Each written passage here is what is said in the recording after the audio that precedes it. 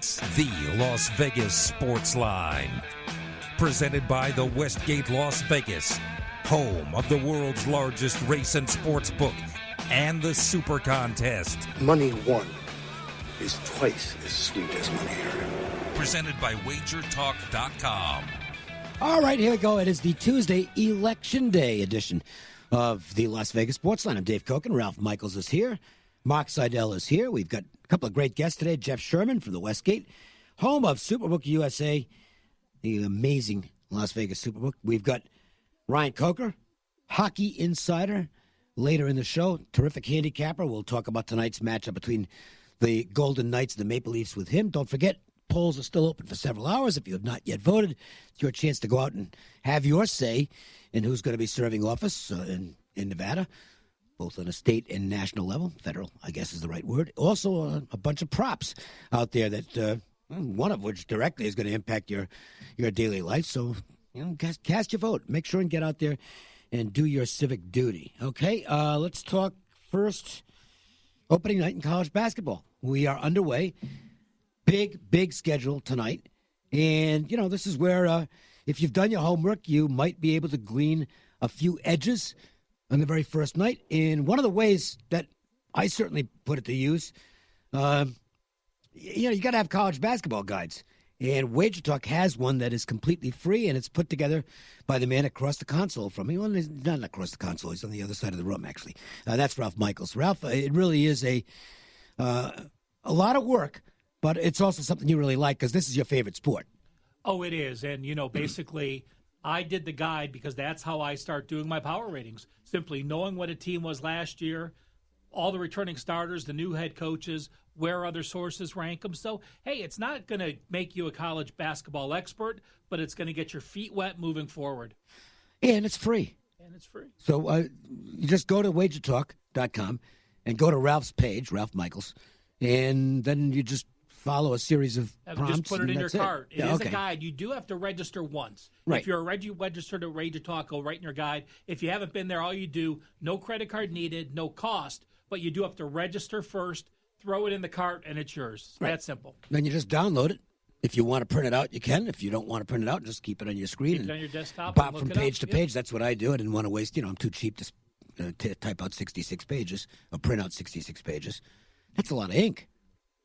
I didn't want to do that, so I just left it on the desktop. Very easy.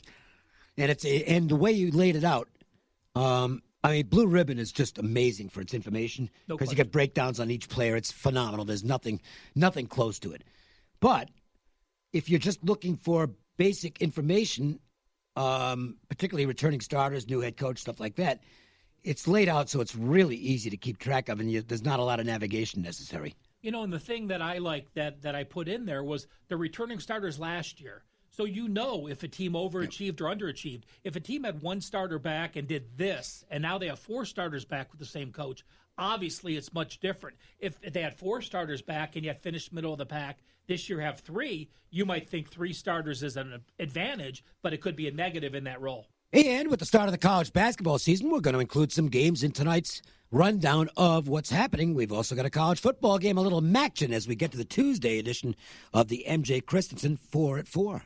1, 2, 3 into the 4. Put them fours up. Put the fours up, I said. Do it right now. Tonight's action is just around the bend, and the guys want to get your night off to a great start. 4. It's the Las Vegas Sportsline's 4 at 4. Not 1, not 2, not 3, but 4. Unbelievable. All right. Hey, with so much going on right now, especially if you're a sports fan, what if you could pick out the perfect gift right now and pay it off through December? Sound good? Well, at MJ Christensen, you can lay away today and have your gifts ready for the holidays. Just take a ride over to Boca Park. Visit the website, mjchristensen.com. Check out their Facebook page. All kinds of good specials going on right now. Perfect time to get set for the holidays. And I'm sure a few NFL people have a little extra cash in their pockets this week after the Sunday they had. Go down there and do the layaway plan now while you have that money in your pocket. That makes sense. Tonight, college football in Buffalo. Kent State and Buffalo. It's the beginning of this week's MACtion.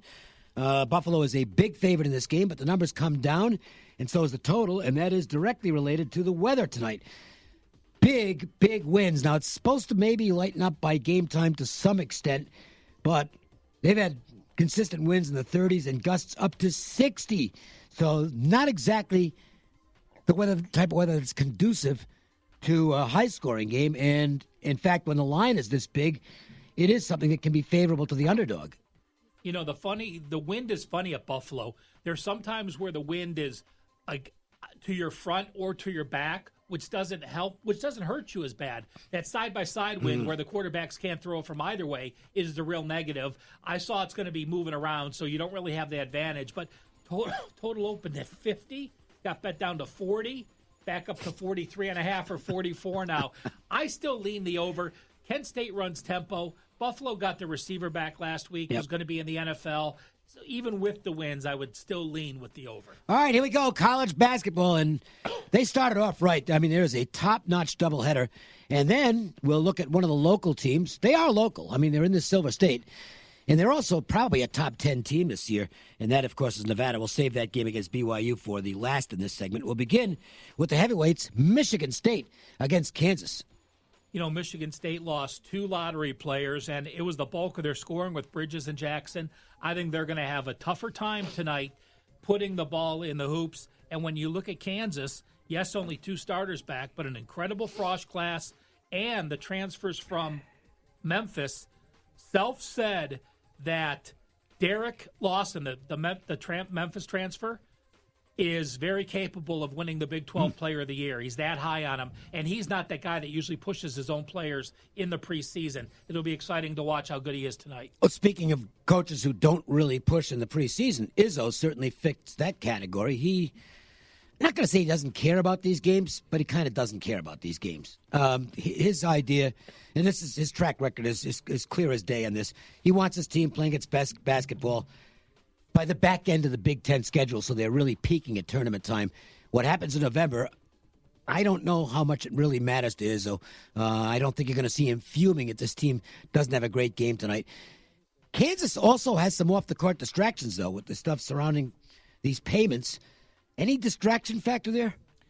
You know, I don't know. If it were a player involved, he'd be suspended. But since it's a coach, Self is going to be on the sideline. I don't think it is. Once you're on the court for that period of time, I think you put it behind you. I would agree with that. Duke and Kentucky is the second game of the doubleheader. Wildcats are small favorites in this game. I did a look at this one, tried to size it up, see if I could come up with some kind of a matchup advantage, and I really couldn't do it.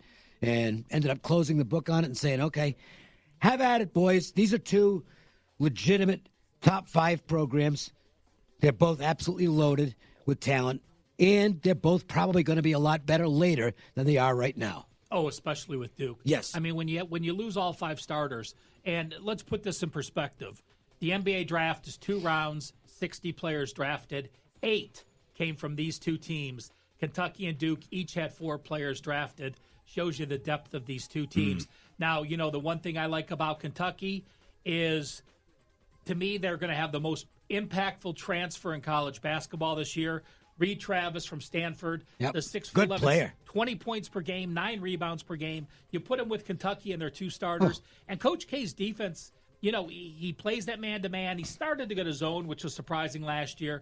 But it's tougher to teach those freshmen to play lockdown man-to-man zone. They're not used to doing it against opponents like Kentucky. To me, I have a lean on Kentucky in tonight's game. Yeah, Travis is a real nice ad because he's got so much experience. He's a real horse. I mean, he's grad transfer, 4 years at Stanford, and it's he's going to have leadership skills on what is always a young Kentucky team, and he's going to have more talent around him than he did at Stanford. It's as simple as that. Where there were times when Travis, I won't say he was the whole team, but he was damn close to it at times when he was healthy, at least, and that won't be the case. It's really a smart move by Travis in terms of boosting his own stock for the next level. Oh, yeah, he could be the best player on that team now, you know, even though they have top 5 talent. But you've got a guy who scored 20 points who had to be the main scorer and still got 9 rebounds. He could do either or now. If someone's going to be the scorer, he may very well average 12 rebounds a game now and just be dominant in the middle. And up north at Lawler in Reno, this is a really good Nevada team. This probably on paper the best Mountain West team in several years. This is a legitimate top 10 team. They'll face a BYU team that's got some talent as well. And by the way, Dave Rowe, their longtime head coach, has signed an extension to stay there. Well, he can stay there for the rest of his life, but they've added another year or two to his contract. They can play a little bit. So this isn't a first-game walkover for the Wolfpack, but I'm telling you what, Nevada they are seriously loaded this season. Musselman ended up staying. A lot of people thought he might leave after last year. They got back a couple of players that I think some people had going to the NBA draft. This is a team without weaknesses, and if you're looking for, an outside the marquee, you're not going to get a lot of value they're on in them anyway. top 10 now. Blue Ribbon has them in the top 10. Yeah, there's no more surprise with them. Yeah. But this is a team that they could be playing in the Final Four. Musselman can thank his players, and his players can thank Musselman because, you had the two brothers that were going to go to the NBA draft, along with Jordan Carolina. All three decided to come back. Well, that gets Musselman back. And then they added guys. And then they get the best player on the West Coast, a 6'11" 5-star recruit, and they get an Old Dominion transfer coming in who's a 6'11" transfer, and all of a sudden you have this top team. Had those guys gone to the NBA last year, you would have had a run-of-the-mill Mountain West team. But I'll tell you what, I agree with BYU. BYU has 7 of their top 8 scorers back. They lost their best player in Elijah Bryant, who went to the NBA draft, didn't make it. He's playing in Israel right now. But they also get back Nick Emery, who took the year off. Emery's a good player. 12 points per game, took the year off, personal reasons last year. So they basically have their top 8 back. I think Nevada's going to have some pressure. They've never played with that bullseye on their back. They now have it on their back for every game this year. We'll see how they handle it. Definitely a game worth checking out. It's always worth checking out what Jeff Sherman has to say about whatever's going on behind the counter at Superbook USA at the Westgate. Hi, Jeff. Hey, how's it going, guys? Yeah, very good. We have a lot to talk about, and I guess we have to cover this. It was not the most pleasant weekend of all time Should for be playing Bloody Sundays. Oh boy, blood on the background. Look, the bettors, they got the money this weekend. It's as simple as that. They did a great job. They picked a lot of winners, and that's the nature of the business sometimes. Yeah, and we got to have those weeks where the bettors win too. Yes. Or else nobody would be betting. So it's not, it's ups and downs, ebbs and flows, things like that. And the bettors did really well this weekend, and it was, it varies house to house on how poorly the place did. The more public action you had, probably the worse you did. Right. We had a lot of sharp action here. It was a very bad day for us, but it wasn't one of our worst days. And we ended up doing well on last night's game. There was a lot of support on the Cowboys, so we got some of that back last night. So it's one of the weeks in the NFL season. You move on to the next one. I want to check out some updated odds today as far as the futures are concerned. Let's start in the NHL since the Golden Knights are obviously the main attraction there. Where is their number right now as far as Stanley Cup odds are concerned, and who's the favorite? We're sitting at 14-1 on the Knights, behind Tampa Bay. The Lightning are the 7-1 favorite. There's a few other teams 8-1. The Knights sit probably in about the 7th position right now at 14-1. And if we didn't have the liability that we do have on them, from all the locals around here, they would be probably more like 20-1 at this point. So we're sitting at 14-1 right now. By the way, I just need to drop in a quick correction, and thanks, Dave Deneen, for the reminder. Emery is not back for BYU until next semester. He's suspended for the first 9 games. So, thank you. Yeah, know what? Excellent point. Appreciate that. So, thank Dave Deneen, who's just awesome with this stuff. All right, NFL. The Rams are still the favorite, right, Jeff? But is it getting closer now? Yeah, we eased the Rams out to 5-2 favorites for the Super Bowl, and the Saints are rapidly approaching. They're 7-2, and right behind that, the Chiefs 9-2, Patriots 6-1, and Steelers 8-1. And after that, everyone's in double digits. Is it Bama against the rest of the field in the FBS title odds? That probably should be your prop, right? Who's going to win, Bama or the rest of the field, and how big would Bama still be a favorite? Yeah, it's Bama is turning into the Golden State Warriors right now. So we have Alabama 1-3 favorite with Clemson at 4-1, and we put up a hypothetical line in case these teams meet in the national championship game. We made Alabama an 8.5-point favorite over Clemson. And Clemson is now a solid second choice. So that's. It's almost as if it's a 2 If they're playing in the finals, that's probably the money line anyway, right? I guess on an 8-point favorite. What's that? If you made it an 8-point favorite in the championship. 8.5. Yes. 8.5. Yes. And Clemson's 4-1 to win it all. That's about the money line in that game, correct? If you're an 8.5 point favorite, about 400 to 400.